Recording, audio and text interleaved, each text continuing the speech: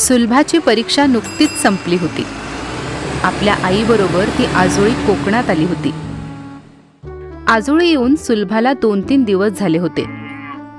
दूरवर पसरलेला समुद्र, आंब्याच्या नारळी सुपारीच्या बागा, लालसर दगडाची घरे, लालबुंद माती, हे सर्व बघून ती चकित झाली. शेजारच्या सदाशिवशी आणि सुलभाशी तिची चांगलीच गट्टी जमली. तिघेजण खूप गप्पा मारायचे, खेळायचे. एकदा समुद्राच्या किनाऱ्यावर तिघेही फिरायला गेले होते. समुद्र पाहून सुलभा म्हणाली, केवढा मोठा आहे रे हा समुद्र. तू पाहिला नव्हतास? पाहिला होता, पण फक्त चित्रात.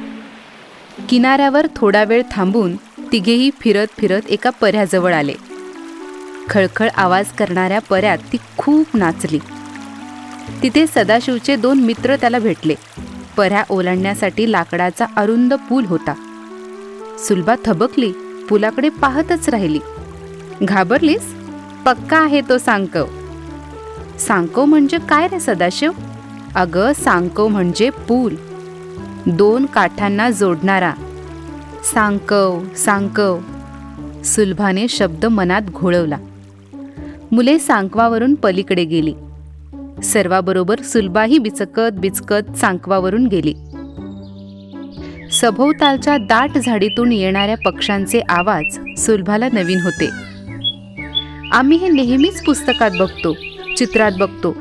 सगळं तसंच आहे सदाशिव.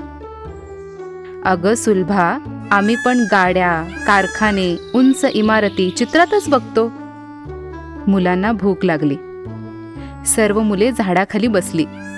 सदाशिवने नाचणीची भाकरी आणि चटणी आणली होती. मित्रांनी भात आणि माशाचे कालवण आणले होते.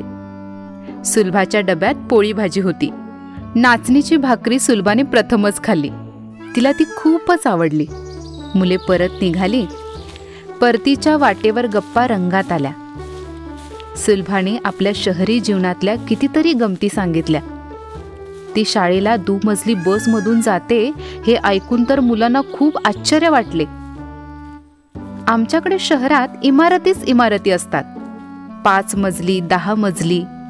बापरे, म्हणजे चढा उतरायचा त्रास, दिवस सगळा त्यातच जायचा.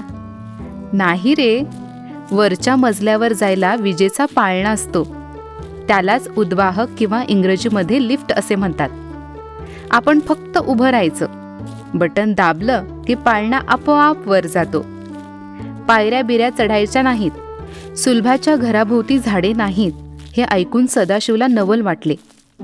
अरे सदाशिव, आमच्याकडं असते इमारतींची गर्दी, दुकानांच्या रांगा, दुकानापुढं माणसांच्या रांगा, वाहनांची गर्दी. आम्हाला घरातच खेळावं लागतं. कधी कधी आम्ही बागेत जातो.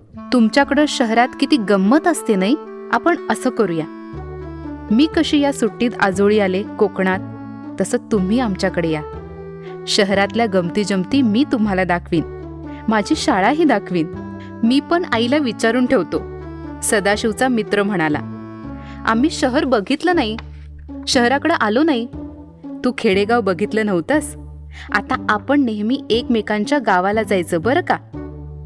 सांकव या शब्दाचा नवाच अर्थ मुलांना समजत होता.